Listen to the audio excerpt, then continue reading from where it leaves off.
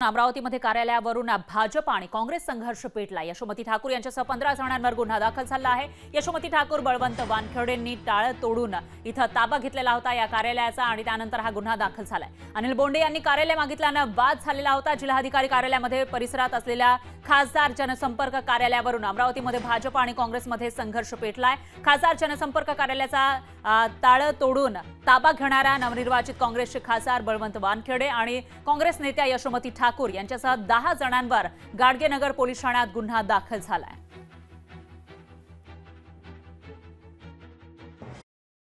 आम्ही आंदोलन केलं, आम्ही जनतेला हे दाखवलं की बाबा हे जे काय होत आहे दडपशाही खाली होत आहे, आमचं काही काम थोडी ना ते थांबवू शकतात।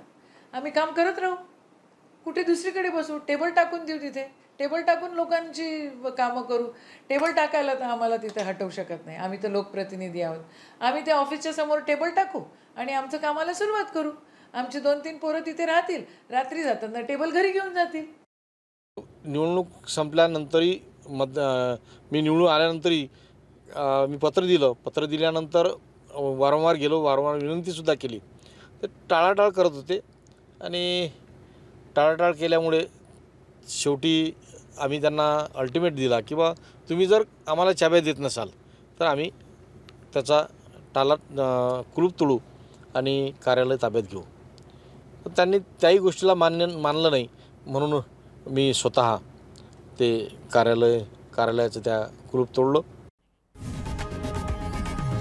लोकशाही मराठी ऐका, पहा, जागरूक रहा।